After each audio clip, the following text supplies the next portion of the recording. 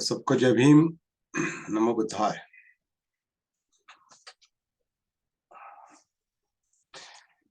आज हम Buddha and his Dhamma, the Buddha and his Dhamma, जिसका अनुवाद बुद्ध और उनका धम्म है हिंदी में,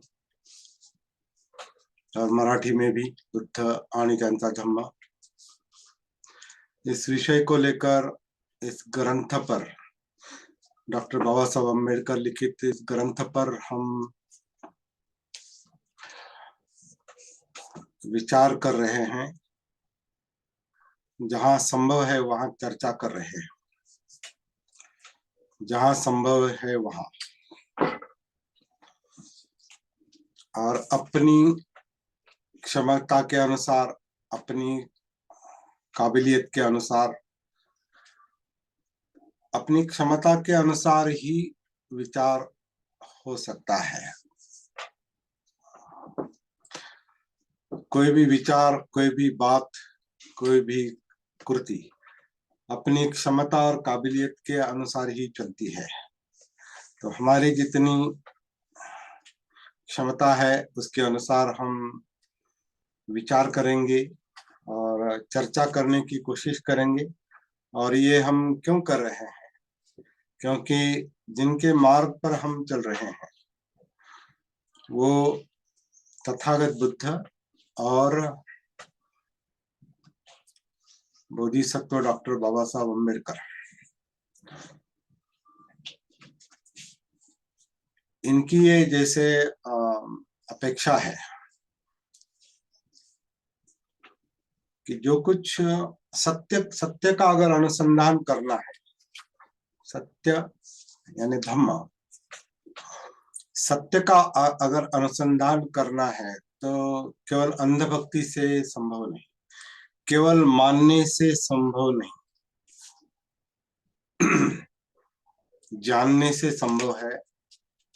बोध जो है वो जानने से, समझने से, जिसे प्रज्ञा कहा है, समझ, ज्ञान, केवल ज्ञान से, समझने से, ज्ञान समझने से सत्य समझ में आता है, धम्म समझ में आता है। और बाबा साहब का ये जो ग्रंथ है, इस ग्रंथ के इंट्रोडक्शन में, परिचय में, बाबा साहब ने जो कुछ बातें कही हैं उसमें इन बातों पर अभी चर्चा करने का समय है। उसी वक्त उन्होंने कहा था। अभी बुद्ध की शिक्षा पर, खासकर जो त्रिपिटक में आई है, और त्रिपिटक और उनकी अट्टक कथाएं और जो कुछ साहित्य 2567 साल में निर्माण हुआ है, उस वक्त 2500 साल होने को आए थे जब ये ग्रंथ प्रकाशित हुआ था। क्योंकि बाबा साहब का जाने का काल, मतलब उनका महापरिनिर्वाण 6 दिसंबर को हुआ।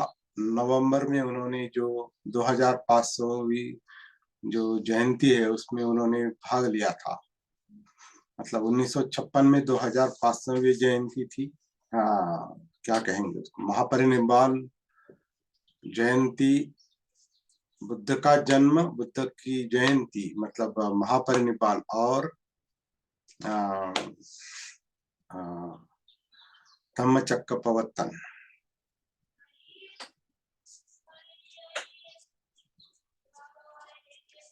बुद्धत्व प्राप्ति, तो बुद्धत्व प्राप्ति, बुद्ध का जन्म, बुद्धत्व प्राप्ति और महापरिनिर्वाण जो एक ही दिन में आता है, एक ही दिन पड़ता है, वैशाख पूर्णिमा को। उस वक्त जो 2500वीं जयंती थी बुद्ध की, उस जयंती के समारोह में बाबा साहब उपस्थित थे, वहां उन्होंने व्याख्यान दिया था। तो हाँ, मतलब समझने की बात यह है कि बाबा साहब का महापरिनिर्वाण, बाबा साहब का महापरिनिर्वाण वर्ष 1956, उस समय 2500वीं बुद्ध जयंती थी।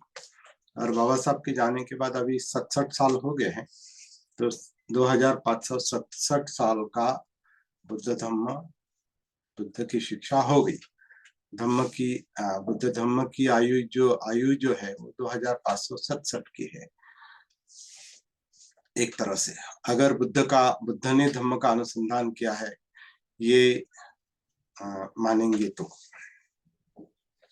चलिए, ज्यादा डिटेल में जाने के बजाय बाबा साहब ने चर्चा के लिए प्रवृत्त किया है, और खासकर जो इंट्रोडक्शन का पार्ट है बुद्ध एंड धम्म का, जिसका हम जिक्र कर रहे हैं, बुद्ध एंड धम्म, और उसका अनुवाद, हिंदी अनुवाद जो भजनकानन कौशल्यायन जी ने किया है, पहला अनुवाद है वो पहला अनुवाद है, और जो एक विद्वान भिक्षु ने किया था भजनकानन कौशल्यायन जी ने, उसका हम रेफरेंस लेंगे, संदर्भ लेंगे। और मराठी का भी अनुवाद मैं देख रहा हूँ, उसी से भी उसके साथ भी मैं कुछ तुलना नहीं कह सकते, लेकिन उसके आधार पर मैं कुछ अपना ज्ञान बढ़ाने की कोशिश कर रहा हूँ, चिंतन बढ़ाने की कोशिश कर रहा हूँ। तो इस तरह से ये, और आपके साथ बात कर रहा हूँ। और आवश्यक नहीं कि यहाँ जो हम कह रहे हैं या मैं जो कह रहा हूँ वो मानने की ना मानने की बात नहीं। इस पर हम, जैसे बाबा साहब ने हमारे सामने चिंतन के लिए कुछ मुद्दे रखे हैं, हम चिंतन के लिए यहाँ पर कुछ मुद्दे, वही मुद्दे सामने रख रहे हैं। और बाबा साहब का बुद्ध एंड धम्म, बाबा साहब लिखित बुद्ध एंड धम्म और बुद्ध की मूल शिक्षा, इसको मूल रूप में पहचानने की कोशिश कर रहे हैं, मूल रूप में, क्योंकि वो मूल रूप में बाबा साहब के अनुसार वो नहीं है, तभी तो चर्चा करने की वो आवश्यकता बताते हैं। और मूल रूप में क्यों नहीं है, तो इसका कारण उन्होंने स्वयं जो बताया है कि जो त्रिपिटक में जो कुछ लिखा है उसको अगर मूल मानेंगे तो फिर वो पढ़कर जो संदिग्धता निर्माण होती है, जो प्रश्न निर्माण होते हैं, वो ना होते।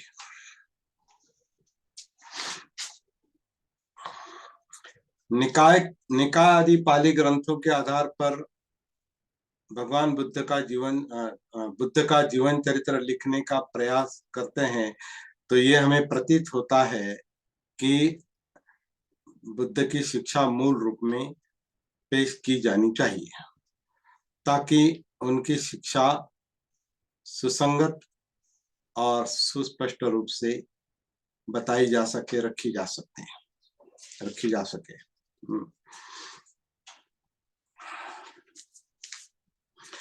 और ये जो समस्या है, उन समस्याओं के कुछ चार समस्याएं बाबा साहब ने इस परिचय में उठाई है, इंट्रोडक्शन में।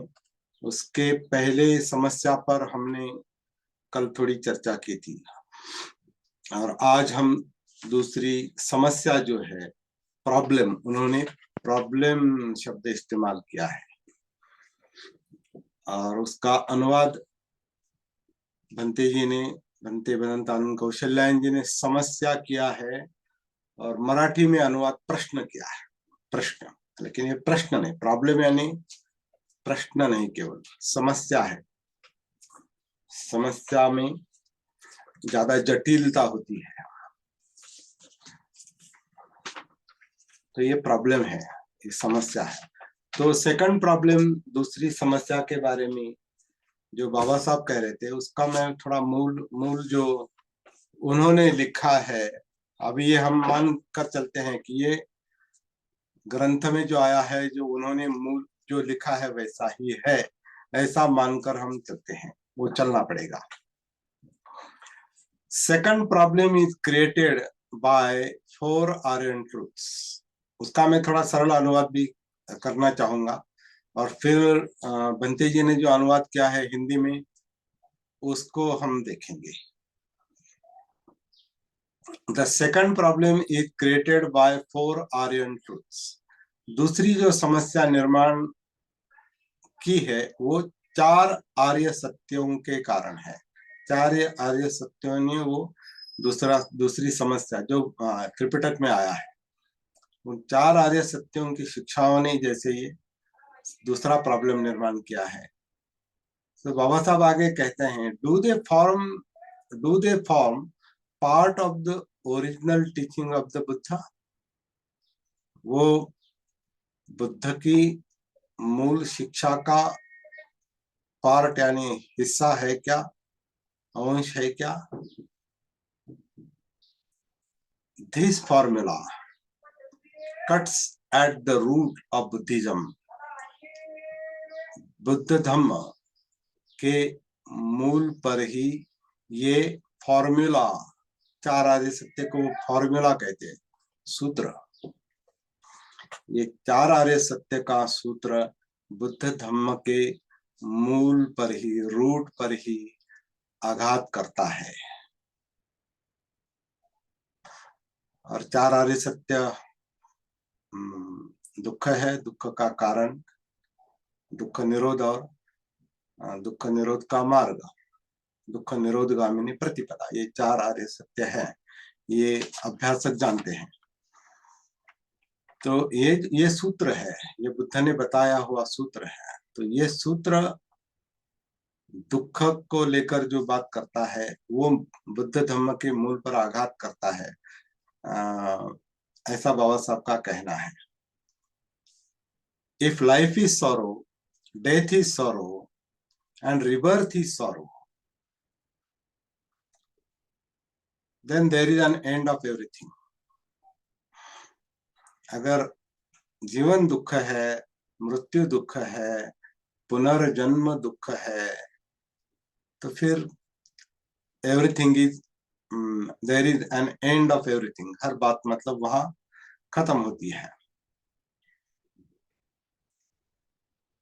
मतलब आगे विचार करना असंभव है क्योंकि सब कुछ दुख है। और neither religion nor philosophy can help a man to achieve happiness in the world. अगर ऐसा है तो दुनिया में सुख प्राप्ति के लिए कोई भी धर्म या फिलॉसफी, तत्वज्ञान या सिद्धांत, जिसे बंते जी ने दर्शन दर्शन उसका एक किया है, अनुवाद किया है, वो भी ठीक है एक तरह से। तो कोई भी धर्म या फिलॉसफी मनुष्य को दुख मुक्ति के लिए किसी काम के नहीं, क्योंकि जीवन अगर दुख है ये मानकर चलेंगे तो।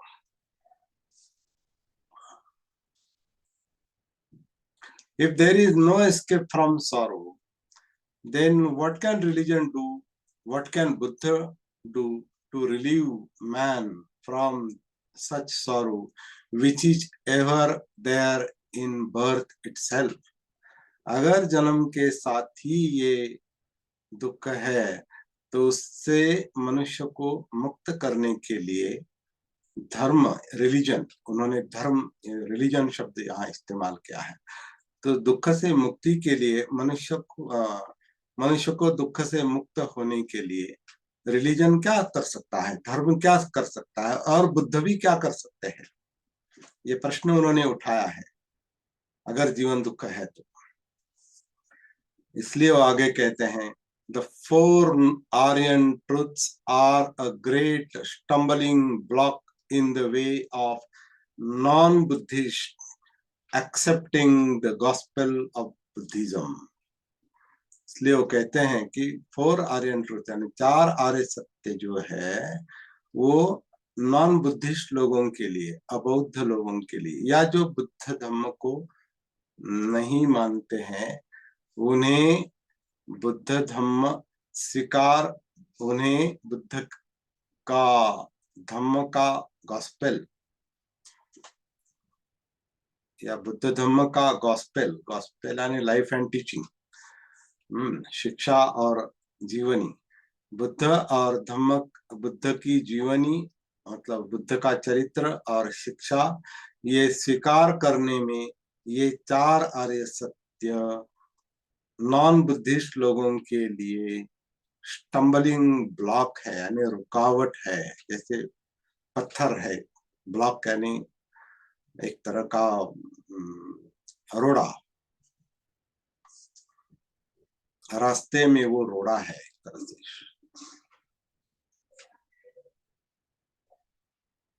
For the 4 Aryan truths deny hope to man. अब बौद्ध लोगों को ऐसा लगता है कि ये जो 4 आर्य सत्य है, ये मनुष्य की आशा को नकारते हैं, मतलब निराश बनाते हैं, आशा को नकारते हैं 4 आर्य सत्य। The 4 Aryan truths make the gospel of the Buddha as a gospel of pessimism. तो बुद्ध की शिक्षा को निराशावादी बनाने को बुद्ध की शिक्षा को निराशावादी बनने में ये 4 आर्य सत्य एक कारण बनता है। 4 noble truths make the gospel of the Buddha a gospel of pessimism. और आगे वो प्रश्न निर्माण करते हैं, Do they form part of original gospel? ये जो 4 सत्य है, ये मूल शिक्षा का हिस्सा है क्या बुद्ध के, या are they a later accretion by the monks, या भिक्षुओं द्वारा वो बाद में दिया गया जोड़ है। ये सवाल उन्होंने चर्चा के लिए इसमें इंट्रोडक्शन में उपस्थित किया है। चर्चा के लिए उपस्थित किया है, इसका मतलब ये नहीं कि बाबा साहब ने दुख कारण मतलब दुख समुदय, निपान, दुख निरोध और दुख निरोध गामिनी प्रतिपदा, ये जो जीवन के सत्य है, जो बुद्ध की शिक्षा का जो हिस्सा है, ये बाबा साहब ने नकारा है, ऐसा इसका मतलब नहीं है। उन्होंने कहा है कि इस पर चर्चा होनी चाहिए। चर्चा इस पर है, ऐसा लगता है कि जिस तरह से इस संदेश को, इस सत्य के 4 सत्य के शिक्षा को, 4 सत्य की शिक्षा को जिस तरह से त्रिपिटक में रखा गया है या लोगों ने रखा गया है, वो प्रॉब्लम है। शायद बुद्ध ने ऐसा नहीं रखा होगा, बुद्ध ने इस तरह से नहीं बताया होगा। मनुष्य को दुख से मुक्त करना, ये तो वो चाहते ही थे, क्योंकि खुद मुक्त हो गए थे। निब्बाण यानी दुख मुक्ति है, निब्बाण यानी जीवन की समस्याओं से मुक्ति है। निब्बाण नॉट शेकिंग, निब्बाण का मतलब है जहां चित्त कंप नहीं होता है, चित्त स्थिर है, वो निब्बाण की अवस्था है, वो स्थिरता की अवस्था है, वो दुख मुक्ति की अवस्था है। वो उन्होंने स्वयं उम्र के 35वें साल में वो प्राप्त की थी, और आगे 45 साल तक, महापरिनिब्बाण तक, उम्र के 80 तक उन्होंने उसका प्रचार किया और कई सारे लोगों को दुख से मुक्त कर दिया। तो वो तो उनका काम रहा ही, वो तो उनके प्रयास रहे ही। लेकिन उन्होंने जिस तरह से वो रखा, वो शिक्षा, उनके अनुभव उन्होंने लोगों के सामने जो रखी, और जिसके कारण कभी कभी तुरंत दुख मुक्ति की शुरुआत हो जाती थी ऑन द स्पॉट, जैसे सडन एनलाइटनमेंट जैसी कुछ बातें हैं। जैसे हम बार बार उल्लेख करते हैं अपने वर्कशॉप में कि किसा गौतमी ने कितने 2, 3 या 4 घंटे में अगर वो डेड बॉडी छोड़ दी है अपने इकलौते मृत पुत्र की, या डेड बॉडी उसने छोड़ दिया, उसके मृत्यु का सत्य उसके समझ में आया कुछ घंटों में आया है। कुछ दिन नहीं लगे या कुछ साल नहीं लगे जो हमें लग रहे हैं। कुछ घंटों में मृत्यु का सत्य उसके समझ में आ गया। तो बुद्ध ने किस तरह से समझाया होगा उसको, किसा गौतमी को? क्या ये वही वही तरीका होगा, या ये दुख है, दुख का ये कारण है, इसका ये निवारण इस तरह से होता है, इसका ये मार्ग है, क्या इस तरह से बताया होगा, या सीधा रूबरू सामने ही एक तरह से काउंसलिंग करके एक तरह से उसको समझाते समझाते वो समझ गई और मृत्यु का सत्य उसके समझ में आ गया और उसने डेड बॉडी छोड़ दी, वो मृतदेह छोड़ दिया। क्योंकि सत्य समझ में आ गया, जाग गई, जागरूक हो गई जीवन के प्रति, जीवन का बोध हो गया, सत्य का बोध हो गया, धम्म का बोध हो गया। तो बुद्ध ने क्या बताया होगा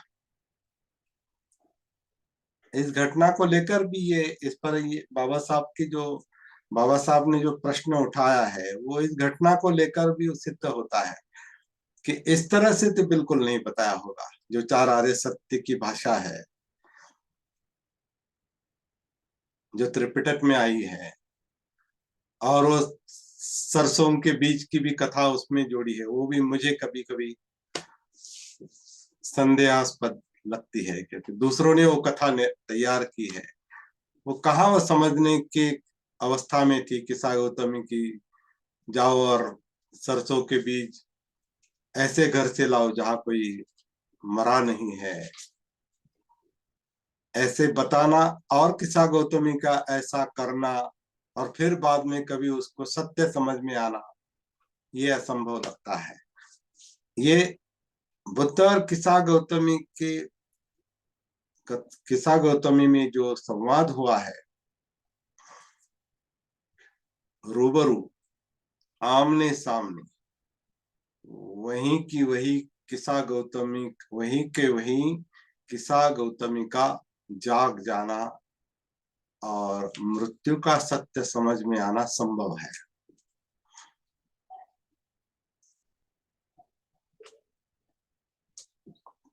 और ऐसी कई घटनाएं घटी है बुद्ध के काल, रूबरू, आमने सामने।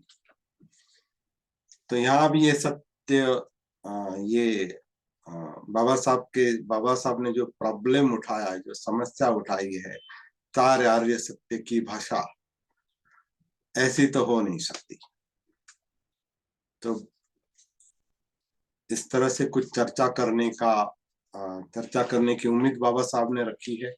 अब बंते जी ने उनके अनुवाद में क्या कहा है ये थोड़ा हम पढ़ेंगे, और आज का ये दूसरा मुद्दा हम खत्म कर देंगे टेम्पररी, क्योंकि इस पर आगे भी चर्चा हो सकती है जब हम ग्रंथ का वाचन करेंगे और चिंतन करेंगे, चर्चा करेंगे, आगे इस पर और चर्चा चल सकती है। तो बंते जी ने भगवान बुद्ध और उनका धर्म, भगवान बुद्ध और उनका धर्म, ये भी अनुवाद, इसके बारे में हमने कल चर्चा की है। ये अनुवाद नहीं हो सकता मूल ग्रंथ का। द बुद्ध एंड इज धम्म मतलब बुद्ध, द बुद्ध कहा है तो सिद्धार्थ गौतम बुद्ध मतलब विशिष्ट बुद्ध मतलब सिद्धार्थ गौतम बुद्ध के बारे में ही बाबा साहब बात कर रहे हैं, इसलिए द बुद्ध एंड हिज धम्म, उनका धम्म मतलब उन्होंने बताई हुई उनकी शिक्षा, उनका अनुभव, धम्म यानी सत्य, ट्रुथ, बुद्ध और उनका धम्म, ये उसका अनुवाद हो सकता है। तो यहाँ बंटी जी ने क्या कहा है बंते जी के प्रयास की हम सराहना करते हैं, उनको धन्यवाद देते हैं। इसका मतलब ये नहीं है कि हम मतभेद पर चर्चा नहीं कर रहे। जैसे बाबा साहब ने कहा है कि त्रिपिटक जिन्होंने बताया है, जैसे आनंद ने बताया है, उसके बाद कई सारे लोगों ने बताया है, उसके सैकड़ों हजारों अनुवाद हो गए हैं, कई भाषाओं में हुए हैं। तो इसका मतलब ये लोग सभी अप्रामाणिक है या ऑनेस्टली काम नहीं कर रहे, ऐसा इसका मतलब नहीं है। कहते कहते वो हो जाता है, बताते बताते वो हो जाता है, क्योंकि वो बताने की कोई कोशिश करता है, कोई लिखने की कोशिश करता है, कोई अनुवाद करने की कोशिश करता है। तो कोशिश करने वाला जो व्यक्ति है, उसका अधूरापन, उसकी अंडरस्टैंडिंग, उसकी समझदारी, उसकी सती यानी जागृति, उसका आत्मभान, उसकी गलतफहमी, उसका अध्ययन और अभ्यास यानी प्रैक्टिस, उसकी साधना, इसमें कुछ ना कुछ कमियां हो सकती है। और उसके अंडरस्टैंडिंग से, उसकी समझ से ही वो शब्द बाहर निकलेंगे या लिखा जाएगा, जैसे उसकी समझ है, जैसे उसकी अंडरस्टैंडिंग है। और ये गलती नहीं है, ये अविद्या के कारण होता है, अज्ञानता के कारण होता है, या अधूरी समझ के कारण होता है, जिसका मूल कारण अविद्या है, मतलब अबोध अवस्था है। और अबोध अवस्था सती जागृति ना होने के कारण है। इसलिए बुद्ध की जो मूल साधना है, जो बोध गया में चली, पहले सारी साधनाएं उन्होंने छोड़ दी थी, ध्यान साधना और आत्मक्लेश की तपश्चर्या। ये जो दूसरा अंत है, अत्त किल मथान योगो, अपने आप को तकलीफ देना, ये तकलीफ देने का जो दूसरा अंत है, अत्त किल मथान योगो, अपने आप को क्लेश देना, ये दूसरा अंत भी उन्होंने छोड़ दिया था। पहला अंत तो उन्होंने तभी छोड़ दिया था जब उनको देश निकाला किया गया था, जिस पर हम कल चर्चा कर रहे थे। जब उनको सजा दी, तो वहीं से उनका वो राजपुत्र पद वो उन्होंने छोड़ दिया, वो राज्य छोड़ दिया, सब बदल दिया, अपना पहराव बदल दिया, कपड़े बदल दिया। और वहां ग्रंथ में आता है कि उन्होंने बाल भी काटे वगैरह वगैरह जो भी है, लेकिन वो छोड़ दिया। वो पहला अंत काम सुखल्लिकान योगों का, इंद्रिय तृष्णाओं का अंत और इंद्रियों में रत रहने का वो जो अंत है, वो तो उन्होंने पहले ही छोड़ दिया था। बाद में अत्त किल मथान योग्य, मतलब ध्यान और तपश्चर्या, ये मार्ग भी उन्होंने छोड़ दिए थे। हाँ, छोड़ दिए थे। जैसे कि अलार काला मुद्द कलाम पुत्र भृगु ऋषि वगैरह वगैरह, इन लोगों से उन्होंने ध्यान सीखे थे। लेकिन वो ध्यान से जो टेम्पररी कंसंट्रेशन, तात्कालिक एकाग्रता जो मिली थी, वो आलार काला मुद्दक रामपुत्र की बराबरी की थी। तभी आलार काला मुद्दक रामपुत्र एक एक करके उनसे कहते हैं कि इसके परे का हमें बोध नहीं है, ज्ञान नहीं है, अनुभव नहीं है, हमारे पास इतना ही है। और इसमें आप पारंगत हो गए हो, आप और हम अभी बराबरी में हैं। आप यहाँ रुकिए। सिद्धार्थ गौतम को वो कहते हैं एक एक करके, आलार काला मुद्दक रामपुत्र, आप यहाँ अब रुकिए, हम मिलकर ये ग्रुप या ये संघ या जो कुछ है वो संप्रदाय चलाएंगे। लेकिन तथागत उस वक्त तो बुद्ध नहीं बने थे। सिद्धार्थ गौतम उनसे कहते हैं कि आपको धन्यवाद देते हैं, उनको पहले धन्यवाद देते हैं कि आपने हमें सिखाया, आपका बहुत बहुत धन्यवाद। लेकिन आपकी शिक्षा से जो कुछ मिलता है, कंसंट्रेशन, एकाग्रता, वो टेम्पररी है, सापेक्ष है, लेकिन इससे दुख मुक्ति नहीं मिल सकती, नहीं मिली है। तो इसके परे कुछ ना कुछ होगा, तब वो ध्यान साधनाएं छोड़कर आत्मक्लेश की तपश्चर्या वो करते हैं। आत्मक्लेश की तपश्चर्या वो करते हैं, और वहां भी मृत्यु समीप है, ऐसी अवस्था आती है उनकी, मूर्छित होकर गिरते हैं। इतनी कड़ी तपश्चर्या वो करते हैं कि मूर्छित होकर गिरते हैं, मृत्यु समीप है, बेहोश है, और ऐसे में सुजाता उनको अन्न देती है। अन्न लेने से वो कॉन्शियस हो जाते हैं, थोड़े होश में आते हैं, और होश में आने के बाद क्या हो सकता है, चिंतन शुरू हो सकता है। क्या चिंतन किया, इसका जिक्र हम इसका जिक्र कहीं, मतलब इसका उल्लेख कहीं आता नहीं है डिटेल में, लेकिन क्या चिंतन किया होगा, इन्हीं दो अंतों का चिंतन हो गया होगा कि जब मैं राजपुत्र था, सब कुछ था, तब भी यातनाएं हैं, दुख है। अब ये ध्यान साधनाएं की, आत्मक्लेश की तपश्चर्याएं की, मृत्यु समीप आने तक तपश्चर्या की, फिर भी दुख मुक्ति नहीं मिली। फिर दुख मुक्ति है या नहीं, या जीवन का स्वरूप ऐसा ही है, दुख को लेकर जन्म लेना और दुख को लेकर मरना। तो ये सवाल शायद उनके मन में निर्माण होता है, और वह मध्यम मार्ग का उगम होता है। उनके मन में मध्यम मार्ग का उगम होता है, जिसकी शुरुआत कपिल वस्तु में हुई थी। जब वो छोटे थे, और एक जो त्योहार के समय जो शुद्धोधन हल चला रहे थे, और कड़ी धूप में, इनको शायद उस पेड़ के नीचे, किसी पेड़ के नीचे बैठने के लिए बताया होगा कि आप वहां जाके बैठो। तो उनकी जो नैसर्गिक प्रवृत्ति थी, वो अनुसंधान की ही थी। जैसे बाबा साहब को उम्र की 17वीं साल में केलुस्कर गुरुजी ने दिया हुआ बुद्ध का चरित्र, उम्र की 17वीं साल में मैट्रिक पास होने के बाद समझ में आता है। वो उनमें वो काबिलियत थी, वो क्षमता थी बुद्ध को समझने की। हमें आज भी, हम 60 साल के, 70 साल के, 80 साल के होते हैं, फिर भी बुद्ध और उनका धम्म या बुद्ध की शिक्षा समझ में नहीं आती है। तो ये उनकी अपनी काबिलियत है, उनकी क्षमता है।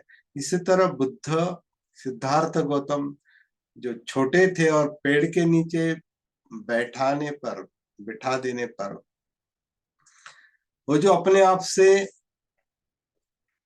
जीवन से जो कनेक्ट हो जाते हैं, जुड़ जाते हैं, वो क्या है, वो ध्यान है या सती है, जागृति है, ये इस पर हम विश्लेषण नहीं कर सकते। लेकिन वो जो कुछ था उस वक्त, वो बचपन में, उसी की याद उनको बोध गया में आती है, और शायद वो विचार करते हैं, वही तो आरंभ बिंदु नहीं है, स्टार्टिंग पॉइंट नहीं है। तो उस जागृति का जो बीज रूप उनको महसूस हुआ था, जागृति का, वही मध्यम मार्ग के रूप में सिद्धार्थ गौतम, वही मूल अनुभव, बेसिक अनुभव, उसकी याद आने पर उसे फॉलो करते हैं, और उस जागृति को डेवलप करते करते, विकसित करते करते करते करते,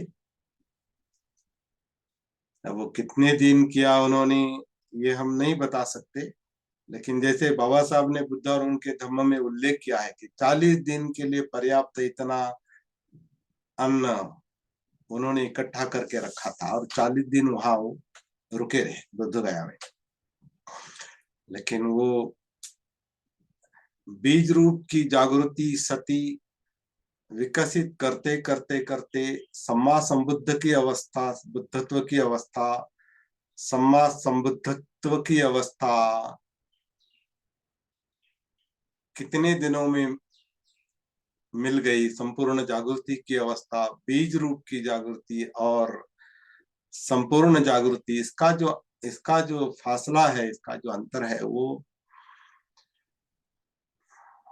10 दिन का हो सकता है, 15 दिन का हो सकता है, 20 दिन का हो सकता है, पता नहीं, लेकिन 40 दिन वो बोध गया में बैठे रहे, ऐसा ग्रंथों में उल्लेख आता है। हम वहां उसको हम स्वीकार करते हैं।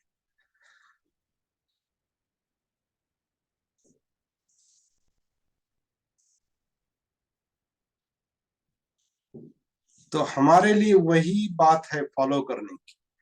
जागृति का, सती पठान का, अपमाद का ही अभ्यास होना चाहिए। वही बात दुख से मुक्त कर सकती है। वो तो विषय है ही, वो तो विषय बुद्ध का, उनके धम्म का है ही, वो तो उन्होंने बताया है।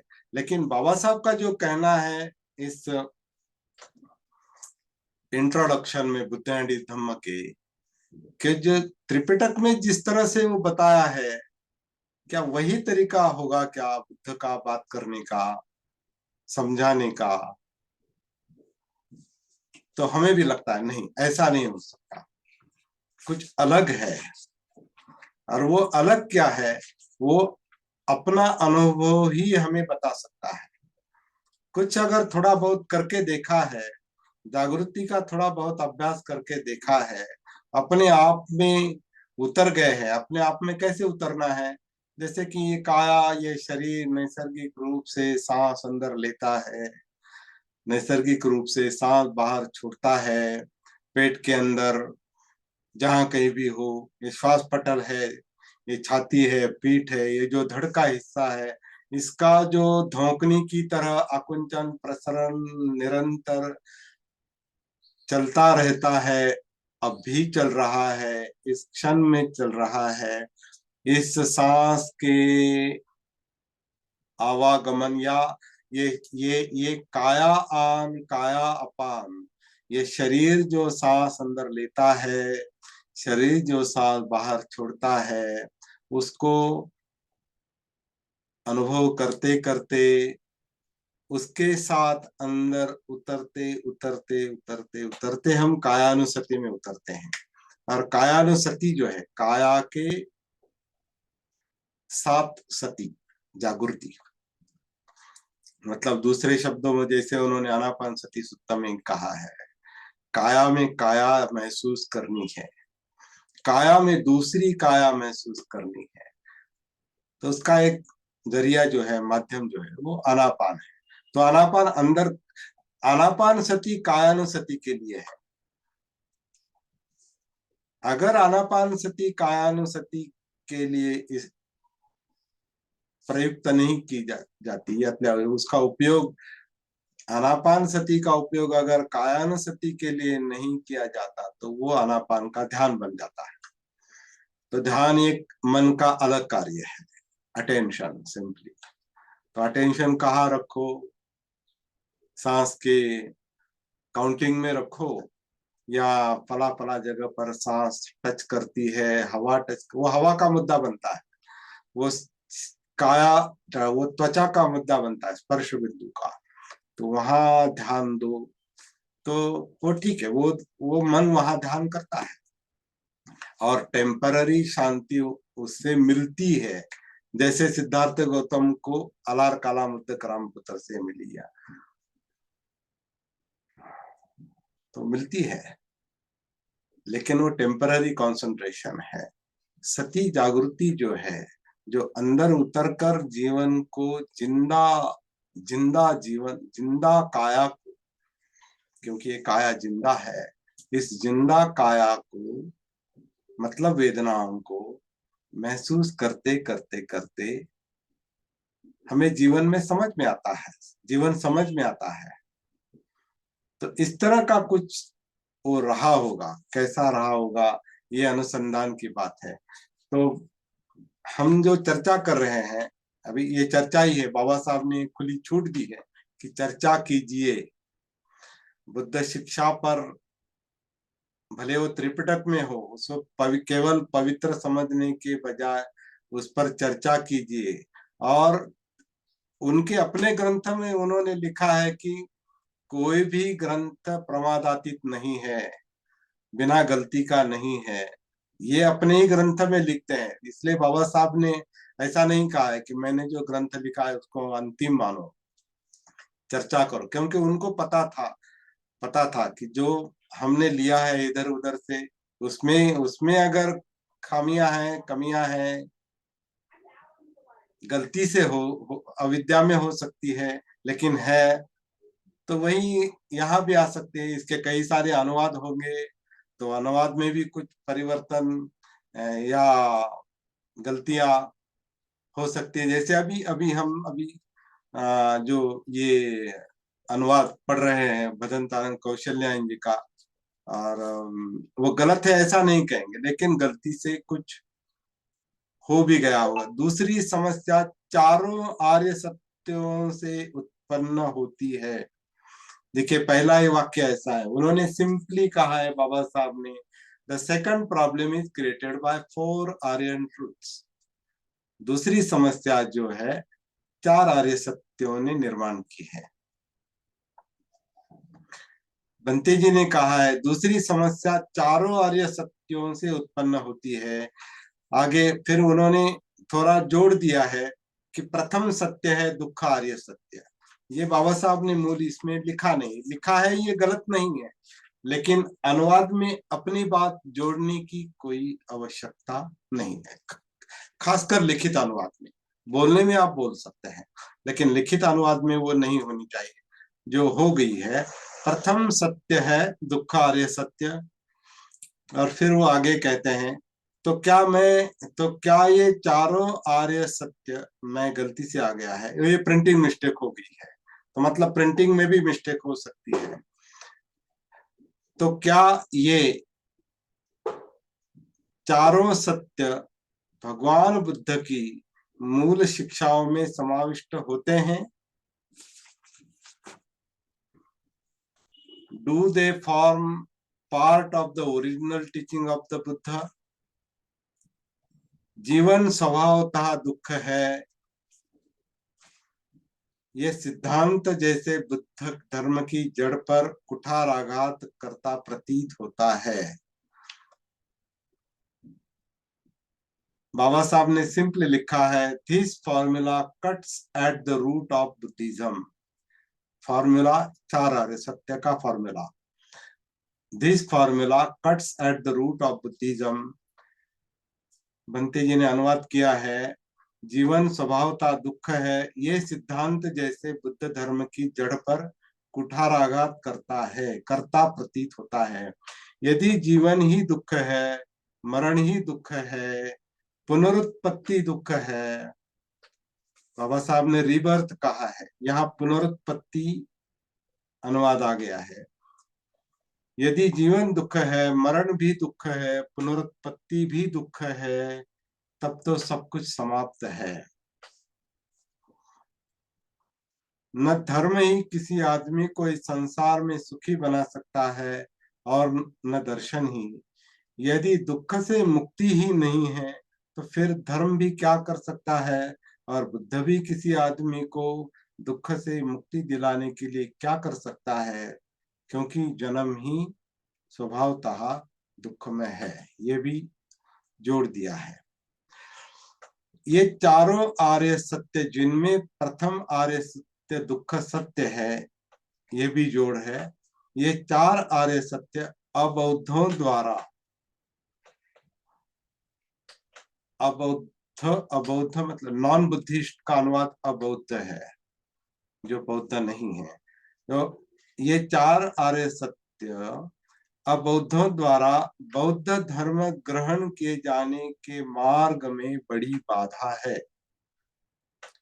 ये उनके गले आसानी से नहीं उतरते।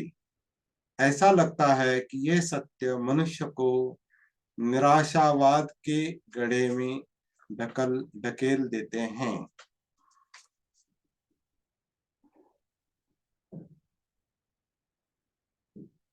4 Aryan truths deny the hope to man. The if there is no escape from sorrow, then what can religion do? What can Buddha do to relieve man from such sorrow, which is ever there in birth itself? The 4 Aryan truths are a great stumbling block in the way of non-Buddhists accepting the gospel of Buddha. इसका ये अनुवाद हो गया है. For the 4 Aryan truths deny hope to man. ऐसा लगता है कि ये सत्य मनुष्य को निराशावाद के गड्ढे में ढकेल देते हैं. ये सत्य भगवान बुद्ध के धर्म को एक निराशावादी धर्म के रूप में उपस्थित करते हैं. बहुत कुछ अलग शब्द आए हैं. प्रश्न पूछा जा सकता है कि क्या ये चारों आर्य सत्य भगवान बुद्ध की मूल शिक्षाएं हैं या ये बाद का भिक्षुओं द्वारा किया गया प्रक्षिप्तांश है. प्रक्षिप्तांश का मतलब ये एक्रीशन का अनुवाद प्रक्षिप्तांश. प्रक्षिप्त मतलब बाद में दिया गया जोड़. ये बाद में दिया गया जोड़ है क्या भिक्षुओं द्वारा? ये प्रश्न बाबा साहब ने उठाया है और इस पर विचार करने के लिए, चर्चा करने के लिए बाबा साहब ने इंट्रोडक्शन में ये दूसरा मुद्दा डाला है 4 आर्य सत्यों के बारे में. तो इस पर हमने आज थोड़ा देखा है और कल हम तीसरा मुद्दा देखेंगे. वो और जटिल है. वो है आत्मा, कर्म और पुनर्जन्म के सिद्धांत को लेकर. तो हम कल तो हमारा सती साधना का एक वर्कशॉप होगा सुबह को 7 से 8 बजे तक. इसलिए कल हम इस विषय पर बात नहीं करेंगे. और उसका दूसरा कारण ये है कि ये तीनों जो बातें हैं इसका थोड़ा रेफरेंस ढूंढने के लिए थोड़ा एक दिन का और वक्त चाहिए. जो कुछ बातें मन में हैं, कुछ रेफरेंस ढूंढना पड़ेगा और उसके आधार से हम परसों इस पर बात करेंगे. कल 7 बजे सती साधना मतलब जागृति की कार्यशाला. मतलब जागृति सती को किस तरह से हम सांस के आधार से सतीपट्ठान में यानी काया वेदना चित्त मनोधम्म इसमें उतर सकते हैं. आनापान सती के आधार से ये हम आनापान सती सुत्त मध्यम निकाय का 118 नंबर का सुत्त, इसके आधार से हम साधना करते हैं, प्रैक्टिस करते हैं. ये कुछ साधकों को पता है. तो आनापान सती सुत्त जो है बहुत अच्छा जागृति को विकसित करने के लिए मुझे तो वो बेसिक सुत्त लगता है. उसमें भी मुझे अचरज की बात लगती है कि इतना बेसिक सूत्र है, फॉर्मूला है आनापान सती सूत्र, जो केवल आनापान सती नहीं है. उसमें आनापान सती है, उसी में सतीपट्ठान है, उसी में सप्तबोध्यांग है और ये सब विद्या और विमुक्ति के लिए है. इतना बड़ा सूत्र फॉर्मूला वो मध्यम निकाय में 118 नंबर पर कैसे जा सकता है? वो आरंभ शुरू में ही कहीं पर होना चाहिए. और पहला सूत्र जो मूल पर्याय सूत्र है मध्यम निकाय का, मूल पर्याय सूत्र जो शायद अनात्म पर है, ऐसा कहा गया है कि वो सूत्र बताने के बाद भिक्षुओं ने तथागत का अभिनंदन नहीं किया. ऐसा सूत्र पहला ही सूत्र डाला है मध्यम निकाय में. इस पर विचार होना चाहिए, चर्चा होनी चाहिए. तो प्रश्न चिन्ह खड़ा होता है त्रिपिटक के संकलन के बारे में. उससे हम मतलब असहमति नहीं है कि बुद्ध की शिक्षा है, लेकिन रखने वाले उसको बुद्ध की शिक्षा को प्रेजेंट करने वाले, लिखने वाले, बताने वाले, लिखने वाले दूसरे लोग हैं, वो स्वयं बुद्ध नहीं है. इसलिए उसमें कुछ ना कुछ तफावत, कुछ ना कुछ जो क्या अंतर हो सकता है प्रेजेंटेशन में, बताने में। लेकिन सुनने वाले को और पढ़ने वाले को ये सोचना चाहिए कि जो मैं पढ़ रहा हूँ, जो मैं सुन रहा हूँ, ये बुद्ध की मूल शिक्षा हो सकती है क्या, ऐसा वो बता सकते हैं क्या। लेकिन ये कौन कहेगा, ये कौन बताएगा? जो स्वयं अपने आप में जागरूक होने की कोशिश करता है, वेरीफाई करता है, अपने अनुभव के आधार से सब कुछ, मतलब निकष पर वो देखता है। जैसे सुनहर सोने को जलाकर शुद्ध करता है, देखता है इसमें शुद्ध सोना है या नहीं, इस ओर में जलाकर देखता है, जलाता है सोने को, जैसा है वैसा एक्सेप्ट नहीं करता। तो यहाँ भी वो थोड़ा साधना, यानी अपने आप को भी नकारने की बात है, अपने आप को भी नकारने की। मैं भी अपने आप पर विश्वास नहीं कर सकता अगर मेरा मन चित्त 100% जागरूक नहीं है, अविद्या में है, तो मैं अपने खुद के विचारों पर, शब्दों पर भरोसा नहीं कर सकता। लेकिन हम शांत भी नहीं बैठ सकते, कुछ ना कुछ बोला जाएगा, कुछ ना कुछ कहा जाएगा, कुछ ना कुछ लिखा जाएगा। लेकिन मुझे स्वयं अपने कहने पर, कहने का और सोचने का, चित्त का, वर्तन का पुनर्परीक्षण करना चाहिए।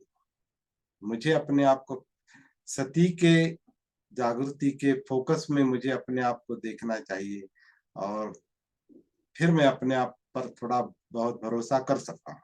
वरना कुछ भी बोला जाता है, कुछ भी सोचा जाता है, कुछ भी इमोशंस क्रिएट होते हैं चित्त में, क्योंकि चाहत है, चित्त यानी चाहत है, ये चाहिए, वो नहीं चाहिए, ऐसा चाहिए इसमें। क्योंकि वो जो चित्त कंप है, वो चाहिए नहीं चाहिए के कारण ही है। लोभ, द्वेष, लाभ, हानि, यश, अपयश, निंदा, स्तुति वगैरह वगैरह। तो इस ऐसे चित्त से निकले हुए शब्दों पर भरोसा नहीं किया जा सकता, क्योंकि उसमें तृष्णा है और वो प्रॉब्लम क्रिएट करती है। लेकिन बोला तो जाएगा, कहा तो जाएगा, लिखा तो जाएगा, वर्तन तो होगा ही, क्योंकि जिंदा काया है, कुछ ना कुछ बोलेगी, कुछ ना कुछ करेगी। ये काया कुछ ना कुछ बोलेगी। लेकिन शब्दों को परखने की बात है, तो परख कर चलेंगे, जागृति के साथ इस पर विचार करेंगे और अनुसंधान करेंगे। यही शायद बाबा साहब चाहते हैं। इसीलिए शुरू में ही, इंट्रोडक्शन में ही उन्होंने ये बात रखी है कि चर्चा होनी चाहिए, लेकिन जागरूक चर्चा, समझदारी के साथ, किसी को विरोध करने के लिए नहीं, अपना अपनी होशियारी दिखाने के लिए नहीं, अपना बड़प्पन दिखाने के लिए नहीं, मूल तक। क्योंकि मुख्य मनुष्य जीवन का, मनुष्य जीवन की जो दुख की समस्या है, वो सुलझनी चाहिए। बुद्ध ने वही काम किया है, बाबा साहब ने वही काम करने का आरंभ किया था, और बहुत अंतर चले थे। शुरुआत उन्होंने अस्पृश्यता को लेकर की, लेकिन बुद्ध तक आप पहुंचे, जो अंतिम दुख मुक्ति का संदेश देते हैं बुद्ध, वहां तक वो आप पहुंचे। तो हर कोई दुख मुक्ति के लिए काम करता है। जो जीवन के साथ आया है, अविद्या से संस्कार और विज्ञान, नाम रूप षडायतन वगैरह, दुख तक जो कड़ियां जाती है, वो जीवन जन्म के साथ ही आया है। वो जन्म साथी है, दुख साथी है। तो ऐसे ही लेकर जिएंगे क्या, ऐसे ही लेकर मरेंगे क्या? नहीं, कुछ ना कुछ करना पड़ेगा, और ऑनेस्टली करेंगे, और अपने लिए करेंगे। इसलिए कोई ये केवल बौद्धिक दिखावा करने की बात है नहीं। बहुत बहुत धन्यवाद। जय भीम, नमो बुद्धाय। कल फिर मिलेंगे, परसों मिलेंगे और मिलते रहेंगे।